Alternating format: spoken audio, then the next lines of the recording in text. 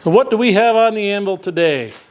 This I made a couple weeks ago, a little over a week ago. This is the first hatchet I've ever made. This is a carving hatchet. I've never made any axes or hatchets, but I tell you, this was a great project. But I had this beautiful 37-ton forge press that I built for the express purposes of doing heavier work like axe making, hatchet making, hammers, things like that. Just drawing out steel, making it easy.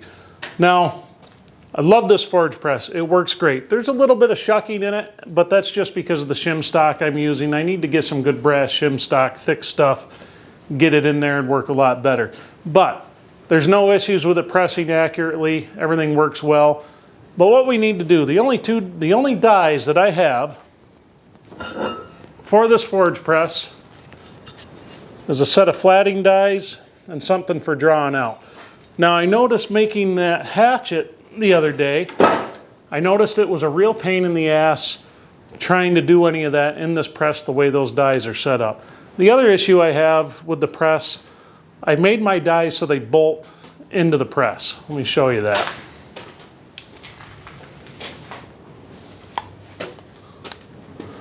So my dies were bolting into the forging press right here in these holes, which is nice for some things, but it's a pain in the ass if you want to change your dies out quickly.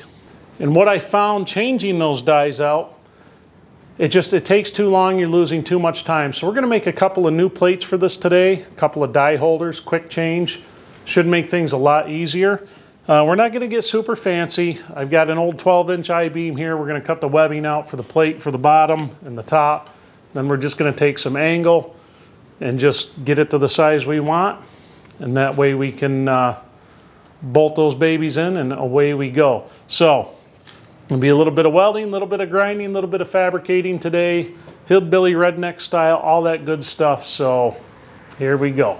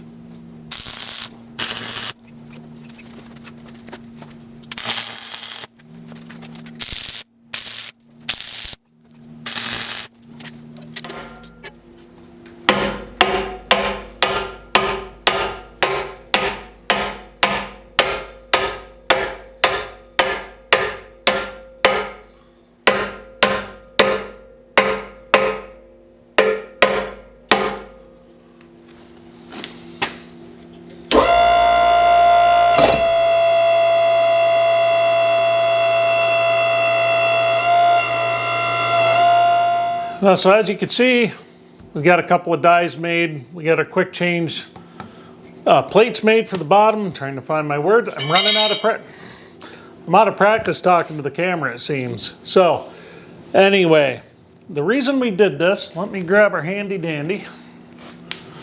So the reason we made this particular die, so this is pretty much a fullering die, but it goes straight back instead of side to side. Drawing stuff out. I guess that'd be the, so if you're taking a hunk of steel like this mild steel right here, and you're trying to make an axe head, this part right here, you actually have to draw that out this way. So you want to move your metal that way quite a bit so you can get your shape right here. Now when I did this, I did the whole darn thing by hand, and which is fine. It was fun doing it, not a big deal. And this is small, but it could be a huge time saver to be able to draw it out the way you want with the machinery.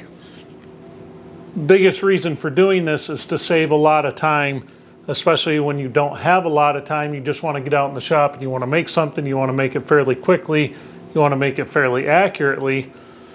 I can use this guy here to be a big help. Now, you notice I had to pound this in with the hammer a little bit. A lot of that, it's because when I welded it, it kind of, when the welds shrink up, when they cool down, they kind of bend the metal just a little bit. Not too bad, I actually don't mind that. It'll hold them in place, and if it becomes an issue, I can always just shave a little bit off of the grinder. And so yeah, that's her. So next time out, we need to make a center punch, or a, we need to make a punch for punching eyes out, because we're going to turn this block of mild steel into something next time. It'll be a really good test for this guy right here. I may need to forge a bigger drift.